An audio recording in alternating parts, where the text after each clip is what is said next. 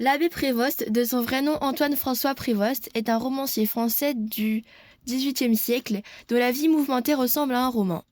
Sa vocation fut longtemps hésitante entre une carrière militaire, une vie religieuse et une existence faite de voyages, d'aventures et de passions.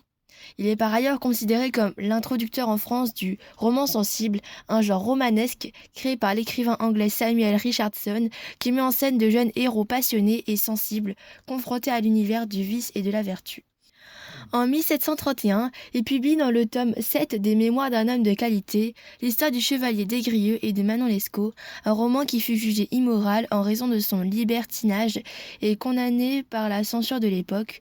Le récit met en scène un jeune homme de bonne famille, Des-Grieux, qui s'éprend d'une courtisane au comportement libertin, Manon Lescaut, qui l'entraîne peu à peu dans l'univers du jeu, du vice et de la débauche.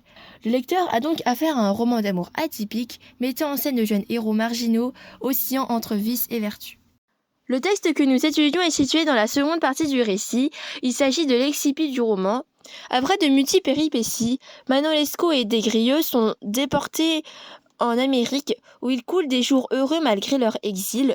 Le destin les rattrape cependant et les deux amants sont obligés de fuir dans le désert américain. La jeune fille, marquée par les épreuves et le manque de nourriture, finit par mourir d'épuisement.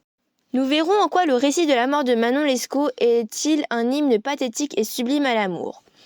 Nous étudierons tout d'abord les marques de registre pathétique et tragique dans le discours de Des-Grieux, lignes 1 à 4, puis le récit de la lente agonie de Manon Lescaut, lignes 5 à 17, avant d'analyser le renoncement de Des-Grieux à la vie, lignes 18 à 20. Un discours pathétique et tragique, ligne 1 à 4. Le récit de la mort de Manon Lescaut est précédé d'un paragraphe d'introduction comportant des marques de registre pathétique et tragique. La phrase d'introduction rappelant l'énonciation cadre du récit, ligne 1 à 2. L'impératif présent, pardonner, vise à interpeller le marquis de Renoncourt, qui est le destinataire du récit de Des-Grieux, mais aussi le lecteur pris à témoin de l'histoire tragique de Manon Lescaut et Des-Grieux. L'émotion du personnage est perceptible à travers des formulations hyperboliques destinées à créer un effet d'attente chez le lecteur et retarder le récit de la mort de l'héroïne. Je vous raconte un malheur, à le pleurer, ligne 1 à 2.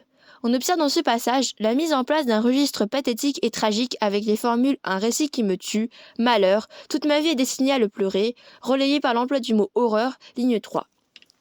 La difficulté du chevalier Des-Grieux à s'exprimer est également soulignée par des propositions subordonnées circonstancielles, mettant en relief la permanence de ce souvenir malheureux dans sa mémoire, ligne 2 à 4. L'abbé Prévost utilise donc ici un présent d'énonciation à valeur itérative, répétition. Je le porte sans cesse dans ma mémoire, chaque fois que j'entreprends de l'exprimer. Ces expressions soulignent les souffrances intérieures du héros. Conclusion, le récit de la mort de Manon Lescaut est donc fortement dramatisé dès l'entame de l'extrait. Le récit d'une lente agonie, ligne 5 à 17. Le paragraphe central est consacré au récit de la mort de Manon Lescaut, qui est enfin dévoilé au lecteur. Cet épisode apporte à la fois un dénouement tragique à l'histoire et une fin pathétique qui traduit une forme d'union sublime dans la mort. Un récit sobre et émouvant. Contrairement au reste du roman marqué par de multiples péripéties et un rythme haletant, le récit se caractérise par une forme de sobriété et d'épure dans la narration.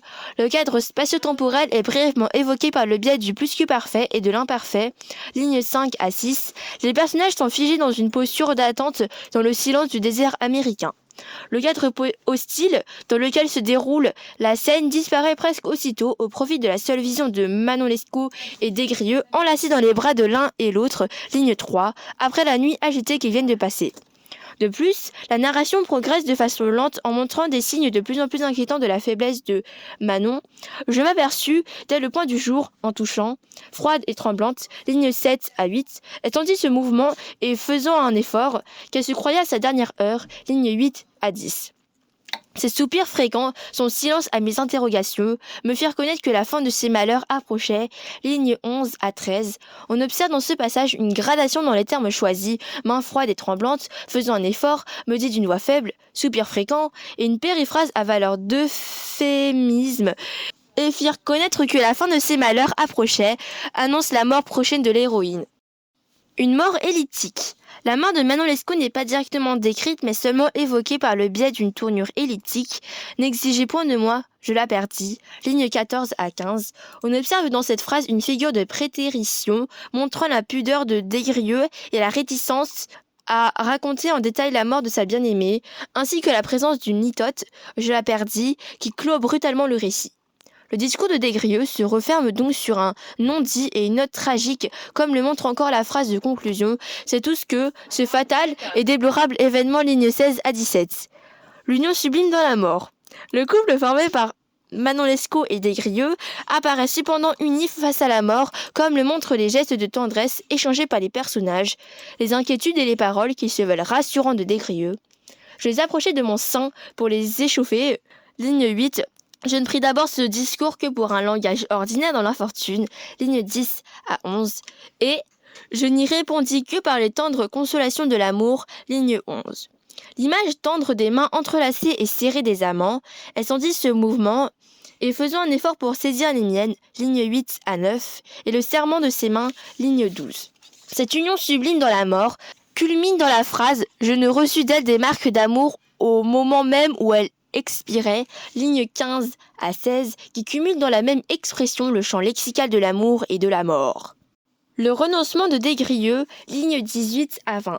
Le texte s'achève sur une dernière prise de parole de Des-Grieux montrant son renoncement symbolique à la vie. La nouvelle périphrase a valeur d'euphémisme, montrant que le chevalier aurait aimé suivre Manon Lescaut dans la mort.